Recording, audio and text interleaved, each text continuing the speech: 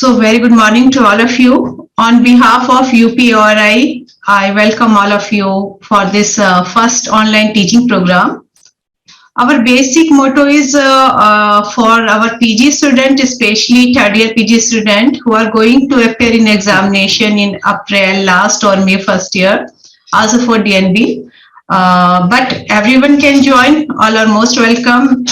From this class onward, April onward, we will reschedule our classes according to our first year, second year, and third year again. So for further conduction of the session, I am handing over to Dr. Rashi. For question answer session, everyone can write down on the chat box. So after this lecture of Dr. Dushyant, answer can be given. And if there's a very long question, you can raise your hand so that you can directly ask the questions. And please also give your feedback after this lecture to my email ID UPAROI2020@gmail, so that we can improve our session further if needed. So first of all, I would like to thank our UP-AROI. UP-AROI means UP chapter of AROI, our Association of Radiation Oncologists of India. You know, at this time, as we all know, because of this COVID, our teaching is hampered. So we have tried to start our classes through this medium, and last year also we also tried. And our first class, as Dr. Silvius has mentioned, of CNS tumor. So in our first class, we are discussing anatomy, and for this class, this is my proud privilege to invite Dr. Dushyant Agrawal. Dr. Dushyant Agrawal is a professor in AIIMS Jodhpur. Actually, when you see his CV, actually, I didn't know so much can be done in anatomy, 3D anatomy and all those. He has shared all these things with me yesterday only. And it is so interesting to see anatomy in this way.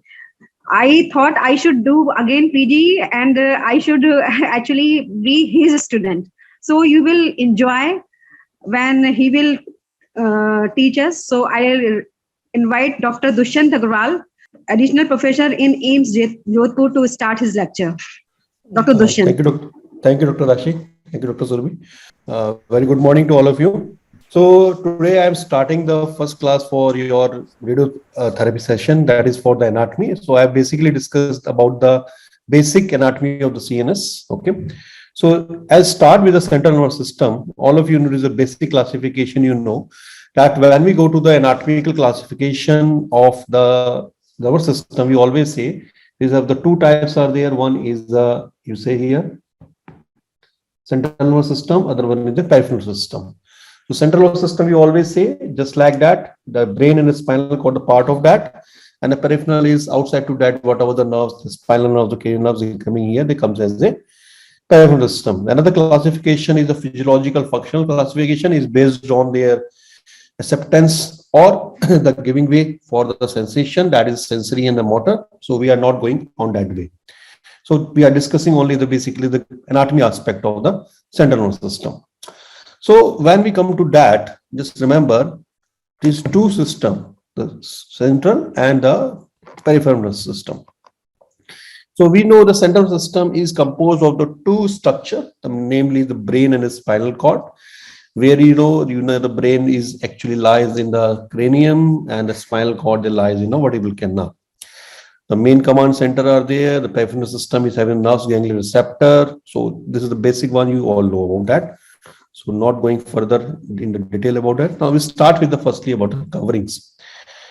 Okay, so when we see the coverings around the brain or either the covering around the spinal cord, they all are termed as a meninges. And we all know the three layers of the meninges. The one is Dura Mater, the arachnoid, and the third one is the pia mater. They are from the outside to the inside. So outside toward the periosteum or toward the scalp bone is the Dura Mater, and toward the brain is the pia mater is there. Okay. So when we see the Dura Mater, which is the first layer, is having composed of the two layers. The one is outside is the periosteum, which is toward the bone, and the other one, which is toward the brain or toward the arachnoid, is the meningeal layer are there. Now, one important point about this Dura Mater is that this Dura Mater is actually having the the meningeal layer, which is the inner layer, and it is going to form some dural folds.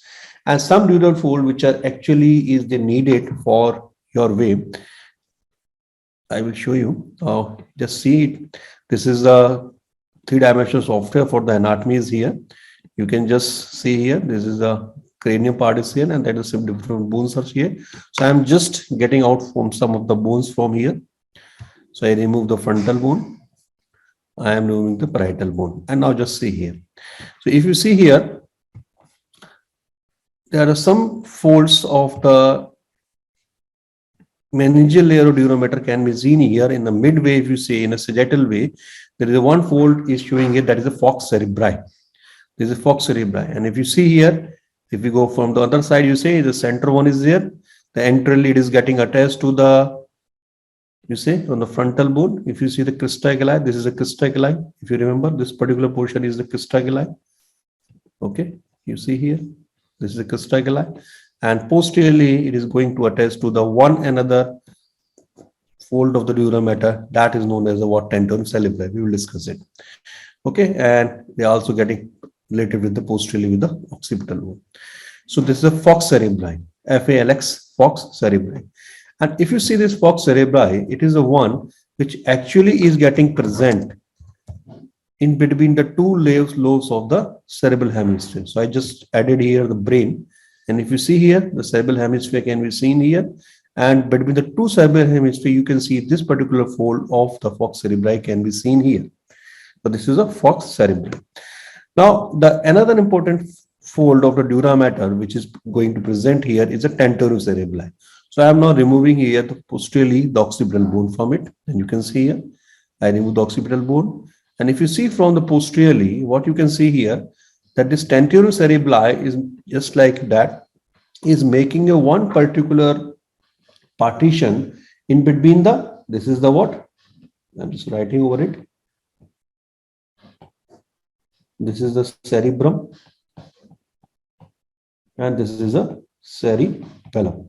So now you can see here that this particular structure can be seen here, this Tantarum Cerebellum, which I just make arrow here, is can be seen here, is present between the cerebral hemisphere and below down is the cerebellum.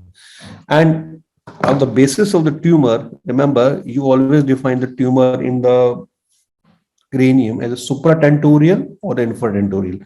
So this is this Tantarum Cerebellum. If you find superior to that, any tumor is present in the part of the brain, this is known as supratentorial here.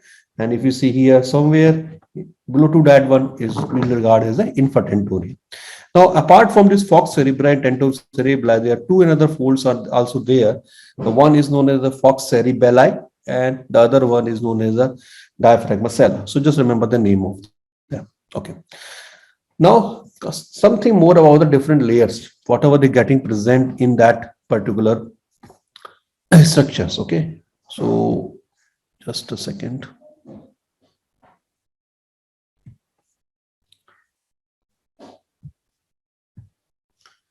So when we see the different layers, how they are getting arranged here, which also is actually need to fall for.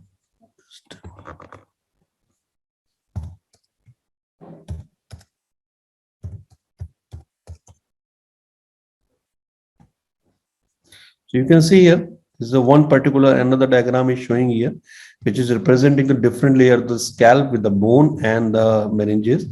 You can see here from superficially it is showing here from the skin downward to the different layer of scalp. This is the one bony part is here, cranial bone. So I'm just going deep to this cranial bone. Now, if you see this deep to the cranial bone, the layer by layer, this is the one layer which I just make it a green layer. You can see here. This is the Dura Mater, the outer part, the periosteal one.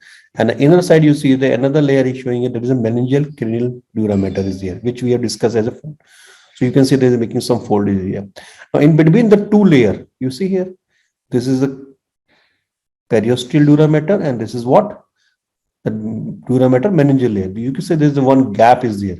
And that particular gap is actually the making the space where you will find the sinuses are getting present, known as the dura venous sinuses. Okay, so this is a superior septal sinus showing here, which is present along the superior margin of fox cerebri. Now, after that, the Dura Mater, the another layer which is coming down here, getting present is the arachnoid. You see here, this transparent membrane-like structure showing you the arachnoid is here. This is arachnoid membrane, and just deep to that one, the small layer is getting present here. This is the particular small layer. You can see here. This is what the pia mater. If you see this one, I'm just making line. So this one is the what? The pia mater is there, which is the layer which closely applied over the surface of the brain tissue. This is a pia mater.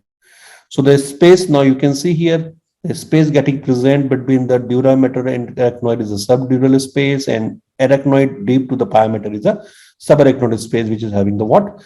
The CSF. Okay, so now again, a quick review. You can see here the arachnoid and the pia mater. What you can see here, that here have the subdural space and subarachnoid space, and the main contents of arachnoid space is the CSF, including the blood vessels. So that we already go through it.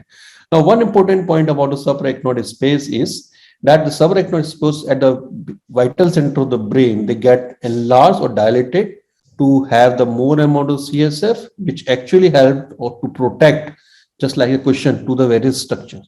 So anyway, the two subarachnoid space which should is one is the cisterna magna. I think if you remember your UG way, so you can just remember that is cisterna magna, and that if you see the cisterna magna in this particular diagram, that between the cerebellum, this is the cerebellum, okay, and here you say this is the medulla oblongata.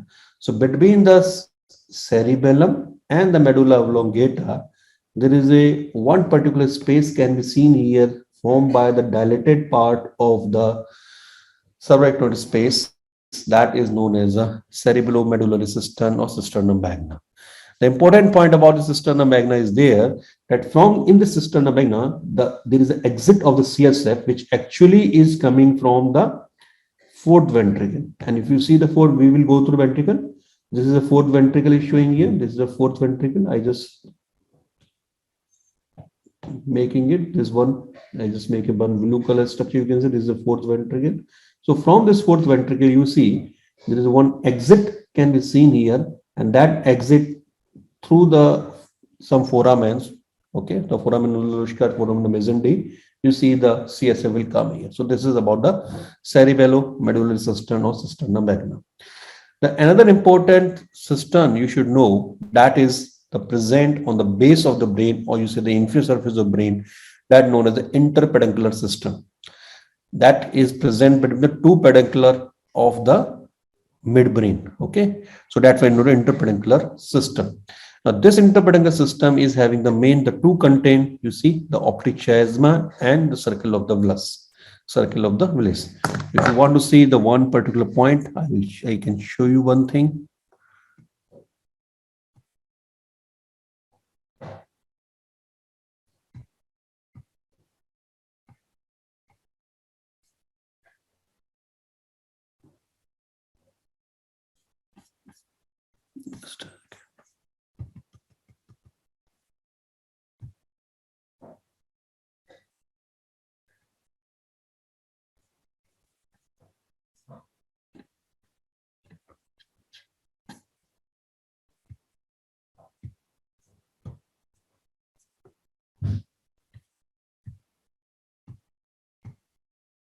So if you go down on the base of the brain, you can see, I am just showing here you the base of the brain here.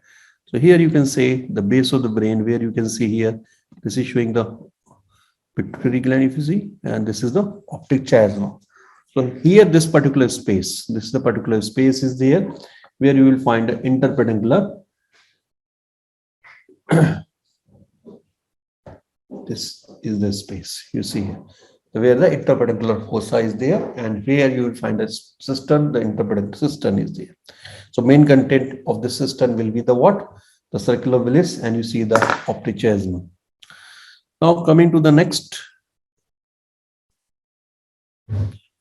Now, one important point about the relation of the Dura Mater covering is with the optic nerve. Now, remember, when we discuss about the optic nerve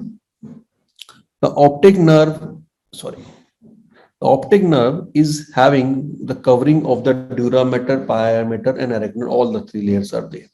So that the important point is that this particular, the layer, the Dura Mater is having continue with the sclera, okay, and same way it is connecting with the periosteum, the bones, and that subarachnoid space which is present around the optic nerve in between the arachnoid and the pia mater is one. If you see written here, that it will continue with the brain via the suprasellar system above the diaphragma cell, which is actually making the roof for the pituitary gland. There is a system is there in the suprasellar system, and it is going to connect with this suprasellar system to the what? The subarachnoid space, whatever present in the optic nerve. So that's why it is going to make a communication between the intracranial subarachnoid space to the space which is present around the optic nerve. So in any case, whenever you find there is an increase in the intracranial pressure, what happens? It can compress to the what? Optic nerve, and that may lead to the what? Pebble edema. So that's why you know the better that there is a one optic nerve sheath fenestration surgery is there, which actually release the perioptic pressure by making some nick or the holes in a sheet around the optic nerve is there. So that is another clinical aspect related to the subarachnoid space around the optic nerve. Now, some important point about the spinal meninges, not all over to it. So these Dura Mater, arachnoid, and pia mater, all they're getting present along the spinal cord. But the important point is that in this particular Dura Mater, there is only the one layer is getting present here. There is no two layer in the Dura Mater, as of the case of the kidney Dura Mater. Another important point about that spinal meninges is there that if you go to the pia mater, the pia mater is showing here some of the modifications around the spinal cord. One important modification, which is also important surgically, is the denticulate ligament. The spikes like a tooth like the modification or the projection of the pia mater on the either side of the spinal cord along the spinal nerves, they are known as what? Denticulate ligament. So some important point about this, particularly the spinal meninges are also there, that if you go to the spinal cord, you all know the lower level of the L1 vertebra, it is going to terminate the spinal cord itself. And when we see the meninges, the Dura Mater arachnoid, along with the subarachnoid space, that reaches up to the S2. And after that, you will find the continuation of the pia mater is getting present as the phylum terminal.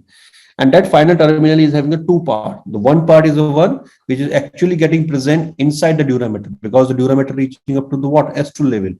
And the other part is outside to the Dura Mater, that is known as the phylum terminal external, which is reaching up to the what? Coccyx, that is known as the phylum terminal external. So that phylum terminal is having the two part. One is inside the Dura Mater. This is around a 5 centimeter part is there, which actually getting present up to the S2. And the remaining part outside the Dura Mater, having covering the arachnoid space, subarachnoid space, and the pia mater, is known as the phylum terminal external. So if you see this diagram, you can see here that is showing here in this particular, this is the phylum terminal is there. This is the phylum terminal, and if you see, this is up to the L2 level. This what level is the spinal cord, and here up to the level is the what? The Dura Mater, S2 level is there. So whatever the phylum terminal is getting present inside to Dura Mater is known as the phylum terminal internal. Outside to that one is known as the phylum terminal external. Okay, so this is about the phylum terminal. This is level. Now coming to the structure regarding the brain, we will now discuss about the brain. So firstly, we will see the first arrangement of the brain in a different way. You see here, there is just the first part of the brain. We can say the part of the forebrain is the what? Cerebral hemisphere. You know, there's a large part of the brain, and they having a two particular feature. One is some depression, which are known as sulci, and between these depressions, they are the projected part of cerebral hemisphere tissues. They are known as the gyri. Okay, so we will discuss the name of that in a quick way in the later one. So this is showing here. Okay, so the four lobes are there. You know, the frontal, parietal, temporal, and occipital. So now if we come to here,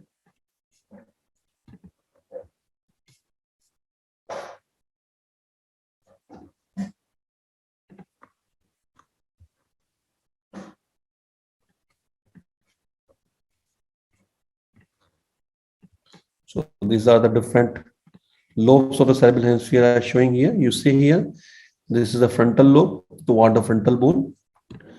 This is the one, this is the what? Parietal lobe.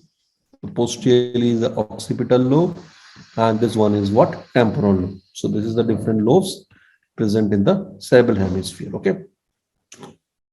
Now, the another important point about the cerebral hemisphere is that as in contrast to the spinal cord, you will find here that white matter here is present in the deep way, which actually composed of the what? The white fibers, or you can say the axons or whatever the tracts are here. And the gray matter is present outside, the periphery part is there. And there's a scattered nuclei, but what are also present in the cerebral hemisphere, and they are actually considered as the basal nuclei. So the gray matter is the outside, the outer layer, and the white matter is inside. So you can see this is a basal nuclei they're showing here with the arrow. They are the collection of the gray matter scattered here. Okay. Now, next thing is the next part is the diencephalon. Okay, we will discuss the cerebral hemisphere in detail after that, but we are going to first look quick way about the name of that. Now, the diencephalon is simply, you say, the midway part after cerebral hemisphere that is present above to the midbrain and under the cerebral hemisphere. So that's why this is a diencephalon is there, and you can say that diencephalon is getting divided into different parts. What they know is the thalamus, hypothalamus, subthalamus, and the epithalamus are those. They are the different part are there. You can see here. So this is the important part they are showing in the diencephalon. So diencephalon is having the thalamus, hypothalamus, subthalamus, and epithalamus.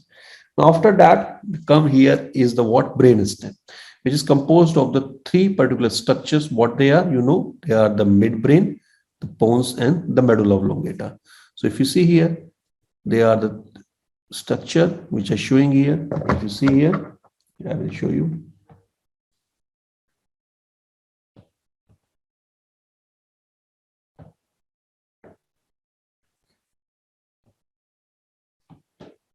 This is the midbrain, this is the pons, and that is the medulla oblongata. So the three structure they are showing here. And remember, this all the three structure, midbrain, the pons, and the medulla, they are going to communicate or going to make their communication to the cerebral hemisphere with the three peduncles. They are known as superior peduncle for the midbrain, middle peduncle for the pons, and the inferior peduncle to the medulla oblongata to the cerebellum. The next is about the cerebellum. Okay. When you see the cerebellum, it is the one which is present in the infertentorial aspect. We discussed about that below the tentorial cerebelli, and it have the two cerebellar hemisphere which are meet together with the one particular midway part known as the isthmus. And functionally, that is a coordination for the body movement and the mental equilibrium. Okay. Now just come to way again to here. So whatever we discuss here, we will see here. I am just removing the tentorium cerebelli on the one side and also the fox cerebri. So what you can see here in this particular way, just remember here, this is the particular structure showing here the midbrain. If you see this is midbrain, we are discussing from the inferior view. I will also show the medial sagittal view. This is the one dilated part is the pons on the left side.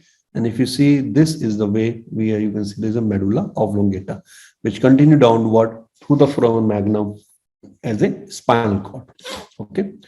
And suppose I just remove it here on the one side, you can see the medial view or sagittal view can be seen here, in which you can find out here. This is the midbrain again, the pons and the medulla. And just posteriorly, you can see here the presence of the cerebellar hemisphere. And if you see posteriorly, this is the cerebellar hemisphere. So I think it's you can find out how the basically the different part of the brain are getting arranged here. Now, next thing is the brain is having the cavity inside, and that is actually considered as a brain ventricles. Okay, so when you see the brain ventricles, you can see here these ventricles are the four. The first and second are represented as the name of the lateral ventricle, which present in each of the cerebral hemisphere. The third one is getting present in the diencephalon, and the fourth ventricle is present in relation to the pons, medulla oblongata, and behind the cerebellum is here. So if you see the diagram, they're showing here the ventricles. Okay, I will show you some more diagram here. Now, there is a one particular, the structure is here known as cerebral aqueduct of Silvius, which is communicating the third ventricle to the fourth ventricle. Okay, and we know the fourth ventricle is outside, is leading to the system, the cerebellomedullary system, through the foramen luschka and the mesentery. We already discussed about that. So now when we see the ventricular system, you see here, there's showing here the whole of all the ventricles in as a total whole is showing here. Okay. So we already discussed here the central canal of the spinal cord continue upward to the fourth ventricle, and from the fourth ventricle you will see the CSF is leading outside through the two foramen, the foramen of luschka on the either side, and the central one is the foramen of mesentery. Okay, so you can see here. So if you see here the diagram, you can see here.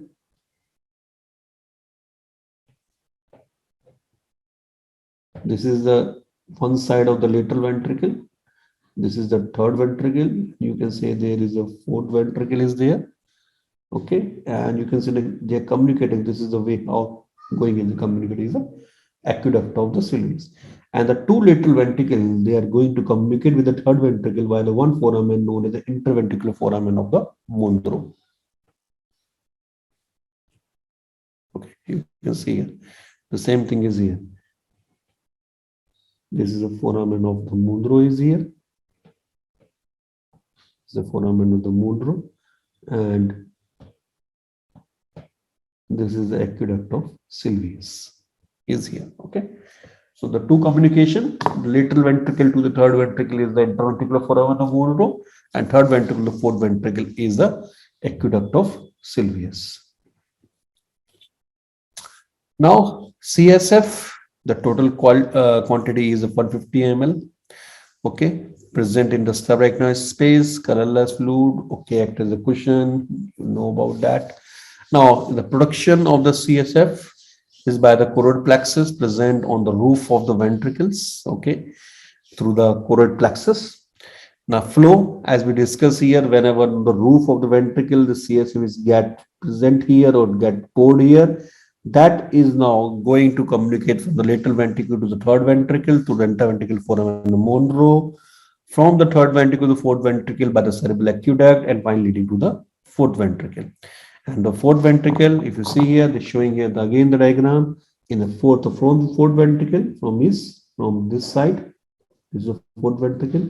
You see this will exit through the subarachnoid space, okay, by the foramen of mesentery, and also get down in the spinal cord. Apart from that particular flow of the CSF, you will also find that the CSF is also going to reabsorb along the venous system, and by the two-way, one is arachnoid villi, which is present along the arachnoid mater in relation to the dural venous sinuses. Remember the dural venous sinuses, which are getting present between the two layers of the dura mater, between the endosteal layer of dura mater and the inner meningeal layer. So the other sinuses was there. So from these sinuses, what you will find here, the communication of CSF is through some projections of the arachnoid known as the arachnoid villi. And if they have become very large, the tuft-like structure, they know the arachnoid granulation. So you will find here that these project into durovenous sinuses, okay, where you will find they are getting reabsorbed. So this is the whole flow of the CSF. We already discussed about that. If you remember, CSF flowing here, later to the third and fourth ventricle, from fourth ventricle getting outside here, and that is reabsorbed. Now some clinical aspect about the CSF, okay. As you know, if along the way where the CSF is leading out from any ventricle to another ventricle or ventricle out to the subarachnoid space or to the central canal, if you find that any of the obstruction is there, they always lead to the increase in the pressure. Okay, so that can cause the bulging out of the ventricles or any of the cavity which is containing the CSF on the way. So that is a hydrocephalus there. So the way the congenital, you all know more than me. Okay, the acquired ones, stenosis of cerebral aqueduct. If you know the aqueduct is getting compressed by any tumor, you will find the proximal to that means the aqueduct to proximal is what third ventricle and the lateral ventricle they get enlarged. If you find a foramen luschka or the mesentery get obstructed by any tumor of the medulla oblongata or by the cerebellum, you will find the whole of the ventricular system proximal to that is getting dilated. So that is the different way. How can you find out where the obstruction and where it can lead to the increase in the pressure or dilatation. So, okay, so they are showing the different diagrams representing there is a tumor from mesenchymal flag and getting obstruction here. Okay, so now just come to the some detailed view for the cerebrum. Okay, so we discussed already about the cerebral hemisphere, the two cerebral hemisphere on the either side, and they are having separated by the one particular fold that is known as what? Fox cerebri. Another important point is that the two cerebral hemisphere, they are getting connected together by one particular white matter fiber known as what? Corpus callosum. Because in the relation to central nervous system, there are the three types of the fibers are there. The association, gontial, or the projection fibers, which are actually, they are leading the axonic fiber to the different aspect of the brain or the spinal cord. So that's why the one corpus callosum is also there. So when you see the corpus callosum, you can see here, this is a particular diagram. I'm just removing this ventricle part. Now you can see. So this is the corpus callosum. You can see this is the corpus callosum. So this is the corpus callosum is there, communicating the different part of cerebral hemisphere on the one side to the other side is there. Okay, and the maximum part of the cerebral hemisphere, they getting communicate with each other except the whole of the temporal bone. Temporal lobe, sorry. So there is some extension of the corpus callosums are also there, known as the forces major and forces minor, which actually expand their way into the different part in the cerebral hemisphere, frontal and posteriorly to the what? The occipital and temporal one are there. So I'm not going to detail in the forces major and the minor here because no particular time more is there. So that's why you can see this is the corpus callosum can be seen here.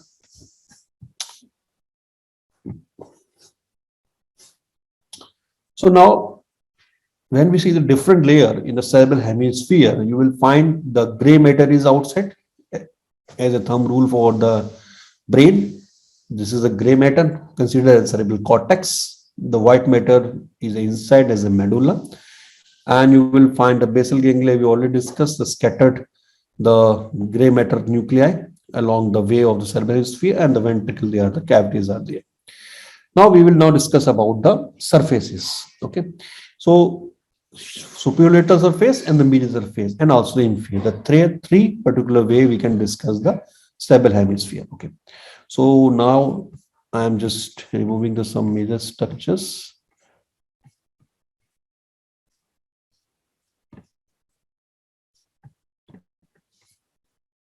Just a second.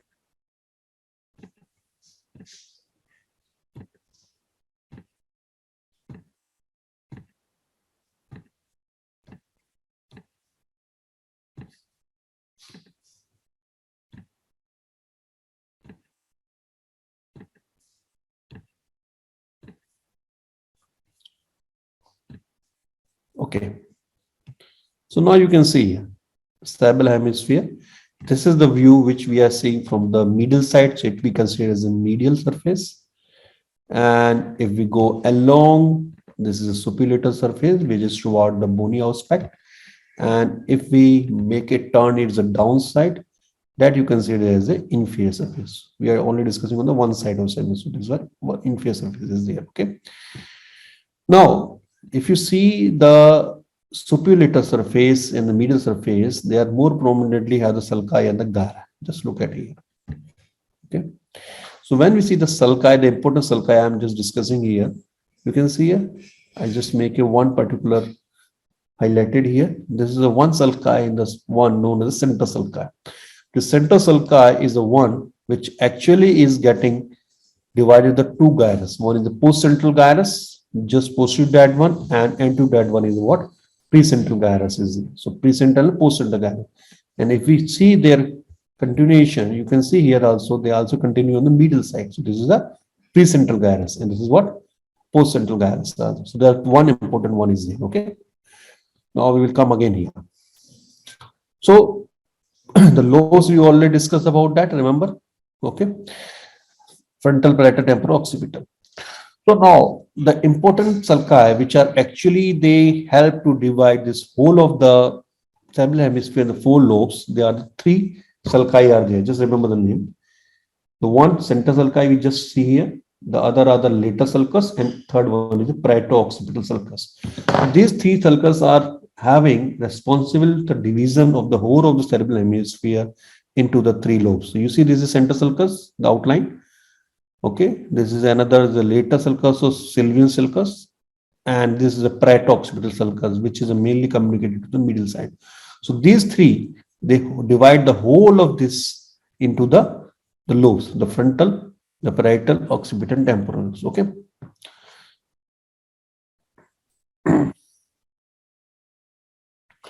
Now there are the different lobes with their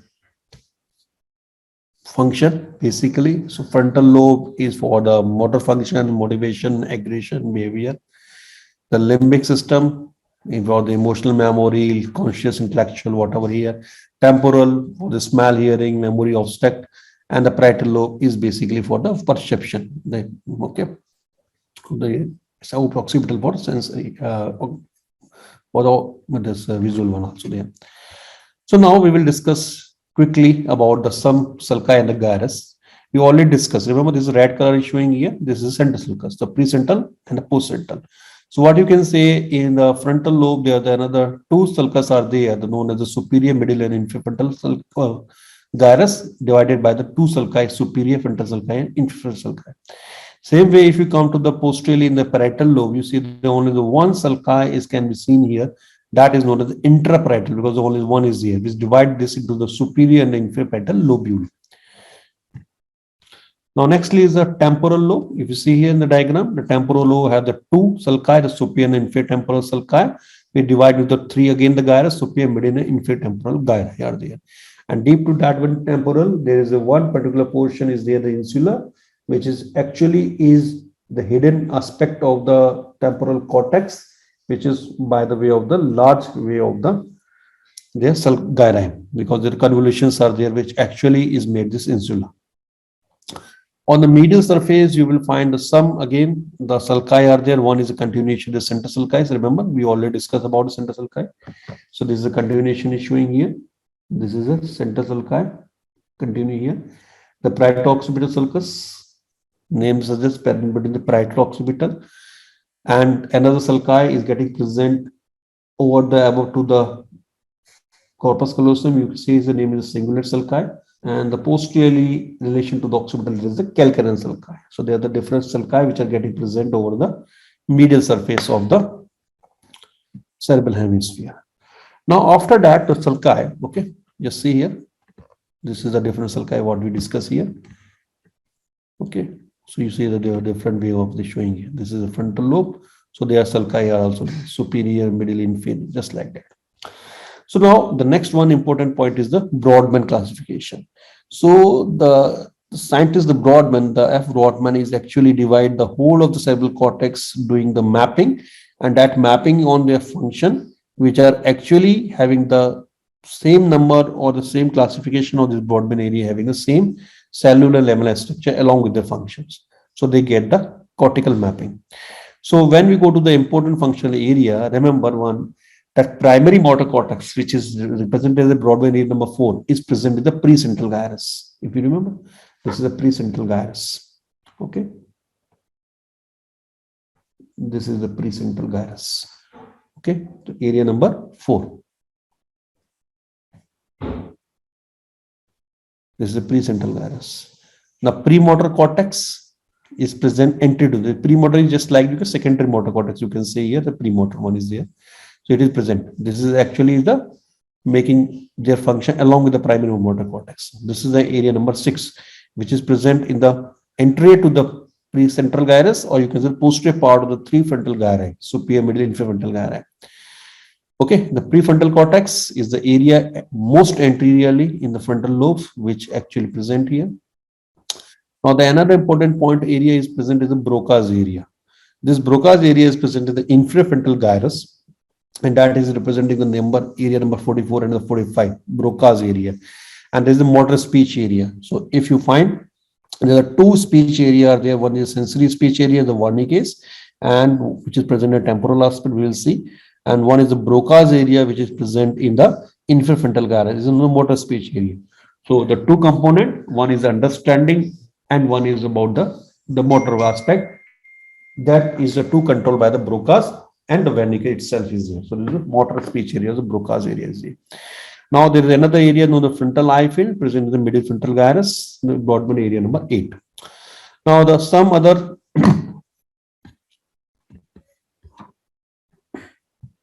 are there, the Broadband area. The one is a post-central gyrus. Now we are in the post-central. In the primary we have, in the pre we have seen the pre-central gyrus.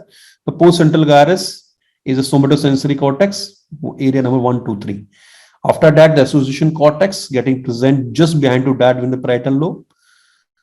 Now, occipital lobe, the important one area, the primary visual cortex, area number 17, assisted by the two another way, the area number 18, 19, which are known as the visual association cortex are there. So 17 is the primary visual cortex in occipital lobe. The association cortex is the 18 and 19. Now, in the temporal lobe, the primary auditory cortex in the superior temporal gyrus, the area number 41, 42. Then you will find the auditory association cortex, which is present here again at the junction of the parietal and temporal in the superior temporal gyrus, known as the Wernicke's area. That is a sensory speech area. We discussed about that. So, sensory speech area is the Wernicke's area, and the motor speech area in the infrafrontal gyrus was the Broca's area. So, the two areas they are here. Okay. So, we just see here, this is the Broca's area, and see here, this is the Wernicke's area. The two areas are there. Now this is showing the representation of the primary sensory cortex and primary motor cortex, how they are getting present here. So if you see here in this particular diagram, in the center one, this is showing here the medial aspect, the medial side, and on the either side, you see this is a laterally of the cerebral hemisphere. So you can see the body is representing here the upside down. And if you see either in the motor area, either in the sensory area, the body is represented by the different aspect, means some is giving the more area, some is giving the less area, and that depend on the functionality of that particular area, either it is related to the sensory or the motor nerve. So I'm not going to tell in the more way here due to the time constraint. Now, come to the next about the brainstem part is here. So brainstem we already discussed about that. There are the three part are there: midbrain, pons, and the medulla.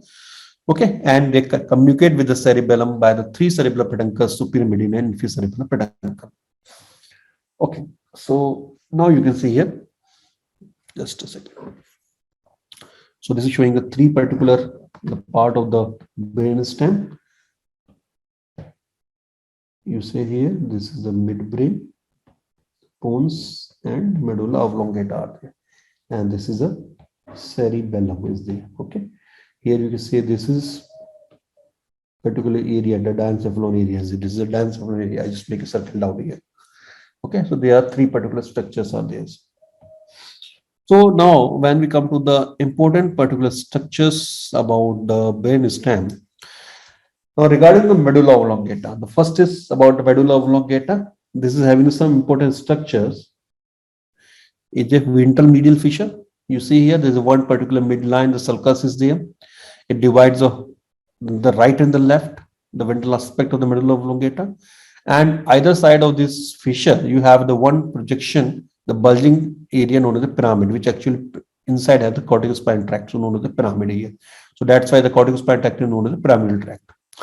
Now, next to that one, the pyramid on the either side, there is another projection is there, known as the olive, and that is due to the inside which having the what? Inferior olivate nucleus. Now coming to the next about the presence or exiting out the nerves, whatever they present from the medulla oblongata. Now, so remember, from the medulla oblongata, there are the four cranial nerves they exit out. There is a 9, 10, 11, 12. The important point about that is that if you see the hypoglossal nerve is getting exit out between the pyramid and the olive. And the glossopharyngeal nerve, the vagus, and the cranial of the accessory, they come from the dorsolateral to the olive, means next to the olive. So anteriorly more is what? You have the hypoglossal, and next laterally is having the other nerves are there. So just a second. I will show you this one also.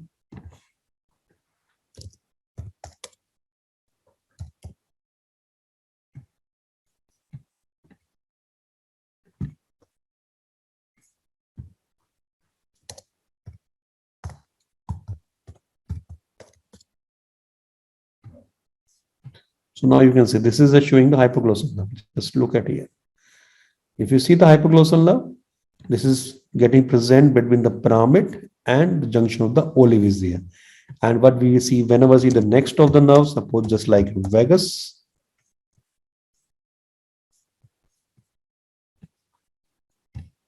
You see, the vagus nerve is exiting out from the medulla, but it is just more posterior to the what olive. This is the pyramid, you remember? Between the pyramid and the olive, this is the hypoglossal nerve and all other nerves. This is the 10th nerve. So either the 10th, 9th, and 11th, they all are getting presented between this junction is between the olive and more lately. This one is here. So this is the way how the basically these nerves are getting exited out. Remember that. Okay. So now, next about the pons. So pons is having again divided into two half by the one sulcus known as the basal sulcus, which actually having the one artery known as the basilar artery. And this pons having the bulging, buzz-like structure, the rounded one, because it have the various of the fibers which are going on the horizontally to the cerebellum known as the pontocerebellar fibers. Okay. Now, when we see here, there are four nerves are getting come out from that. That is the 5, 6, 7, 8. The trigeminal, abducens, facial, and vestibulocochlear nerve, they're getting present from that. Okay. So what you will find that when we see the nerves here, the trigeminal is present on the ventrolateral middle aspect of the pons. Abducens we will see at the junction of the pons and the pyramid, and the 7 and 8 they come as a cerebellopontine angle. So I will show you again here. So first the trigeminal nerve.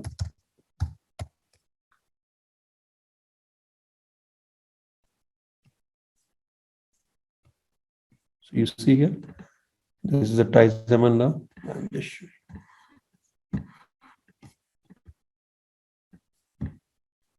This is showing you trigeminal nerve. You see here. So they are coming from the pons on the midway here. Okay. Now next, we see the abducens, which is coming between the pons and the pyramid junction.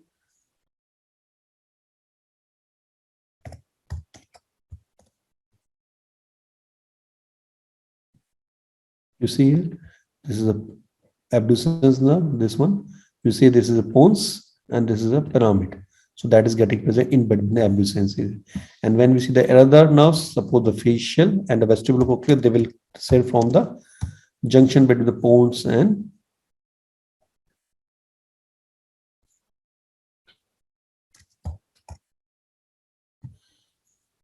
the cerebral. So you use cerebellopontine angle. So you see this is a cerebellopontine angle, facial nerve. Okay, this is the pons and the cerebellopontine angle this way. Okay, so now this is about the nerves coming from the pons. The next is the midbrain, as we discussed. Remember the interpedicular force or the peduncles and the peduncles. So that is actually the formed by the two part of the midbrain, because ventrally they are midbrain having the two bulges, they are known as the crus cerebri. Okay, and the space between two we discussed interpedicular fossa, and the nerve which is coming from the midbrain are the two. From the ventral aspect is the oculomotor, and from the posterior aspect is the trochlear. So you see here, this is the crus cerebri present ventrally. Okay, and the third nerve is coming from that. Okay, so I will show you again just a second.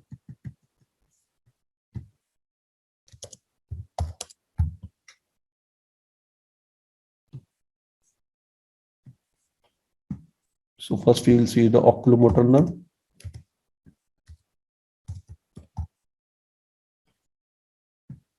You see here.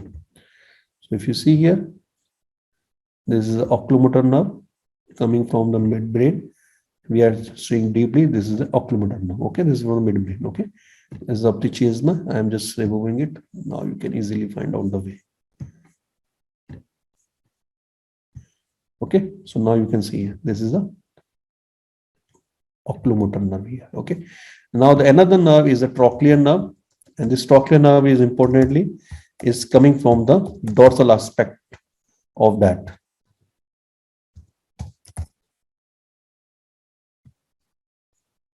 So if you see it, so we are going posteriorly. So I am removing this cerebral hemisphere, and you can see that this particular is coming from the posterior. So suppose I remove the cerebellum. Now you can find out. Okay, so from the posterior aspect, this is trochlear now coming from the posterior aspect of the midbrain and coming here this way. Okay, so this is about the dorsal aspect. Okay, so on the midbrain dorsally, there are the two another bulging are there also. They are known as the colliculi, superior collicular lymph. You can see here if you want to see. I will show you. You can see this is a posterior view of the brainstem after removing the cerebellum. You can see there the colliculi are showing here. These are the superior colliculi, they are the inferior colliculi are there, the four colliculi. This is actually the posterior aspect of the bones where you see the ventricular cavities can be seen here, fourth ventricle, and this is what? The part that is known as what? Medulla oblongata. Okay, you can see here. So this is all about to that, which I can just go in a 1 hour. So now if you have any query, is better. So, Dr. Dushyant, the optic nerve sheath. So what is its extent? Optic nerve sheath. The Dura Mater on the one side is going to meet with the sclera. Okay. And other side, whenever it exited to the orbital foramen, is going to meet with the bones. I will show you one diagram. Okay. Yeah. Just a second. Actually, it is very important when we are planning for our leukemia's cases. Now, this is the particular way. Can you see it? Yes, we can see. Okay. So this is showing the optic nerve, you see. Okay. And over to that one, you can see here. This is the outer sheet of the optic nerve, which actually is having covering here. And this particular sheet is formed by all the three layers. Dura Mater, Arachnoid, Pia Mater are there. So what you will find, the Dura Mater is getting one side to the sclera, and if you see the Pia Mater, it is the one which is going to meet with the arachnoid part, the midline layer of the different part of the eyeball on the other side are there. And outside, if you see, they are going up to the orbital foramen, where is actually exited out, only that, Dura Mater. Regarding Pia Mater, it is more extending down, because it is the layer, subarachnoid spin, arachnoid, Pia Mater, which are more extendable, because they are going down, going more deeply, more posteriorly to reach up to the diaphragma sella. I will just give you one more way. Give me another 2 minutes. I will show you one more thing. Now, we will go one by one. So suppose firstly, I am just getting out this frontal bone, the nasal bone this way. Okay. And now you can see. If we go down here, you see there is one fold is showing here. There's a diaphragma sella. Yeah. So this is a diaphragma sella which is present over the clinoid process, over the sphenoid bone is there. So this diaphragma sella is having the one cistern over to that one that is known as the suprasellar cistern. Just a second. So now you see this one. Okay. And suppose I am just only mating here. So now you can see here. This is only the diaphragma sella on the one side getting present over the sphenoid bone. Can you see it? Yes. Yes. They are clear. Okay. So over that, entirely, if you see, there is a optic nerve is here. Dr. Dushyant, meanwhile, our president, Dr. Shaleen Kumar, he has actually asked anterior extent of subarachnoid space. Anterior extent of subarachnoid space in relation to the optic nerve. What is optic subarachnoid space in the brain or in the optic nerve? What they are asking? Just a second. Or for anterior subarachnoid space. No, I am not getting completely this way. Key subarachnoid space, because anteriorly in the optic nerve. In optic nerve. Yeah. In the optic nerve. In the optic nerve. I cannot choose the diagram here because this is software. Is it better today? I just make another diagram and will tell you later, because I have to just make one diagram, maybe by myself or the software. Is the basically way. Because anteriorly it is communicating again with the optic nerve. Okay, because they are going posteriorly. I know the posteriorly they are going to communicate with the cistern. It's not the cistern. You can say subdural sinuses are there. Suprasellar sinuses are there. Anteriorly, just a second. I have to just go through the text in the grace. and then let you know. Okay. Okay. Actually, I it will is let very you sure. yeah, sure. Actually, it is very Yeah. important when we are actually treating brain prophylactically. So that's why. So I will go through the grace because we didn't go through the in anatomy, particularly the how the base subacrosphere is going entirely into the eyes of way. Okay, we only into communications with the sinuses are there. So I will go through that, sure. Okay, and we'll get back to you. Okay, thank you, Dr. Dushyant. Thanks for a nice elaboration. So Rashi, we are closing this session. Our next session will be on the radiology of the CNS. It will be on 29th. Link will be sent to each participant through mail ID. Okay, thank you, Dr. Dushyant. Thanks a lot. Thank you. Okay, thank As you all. Dr. Shubhi has already mentioned, 3D anatomy is actually very beautiful. So we were thinking we should be born in this era so that we could see this. Thank you so much. Thank you very much. Thank you. Okay, thank you for the opportunity. Okay, bye. Thank you, Dr. Shalin. Shalin sir is also here. Okay. Okay, thank you, sir. Okay, so I'm leaving now. Yeah. Thank you. Bye. Thank you. Okay, thank you, RPG Life Sciences, for giving this platform for this online classes. Thank you.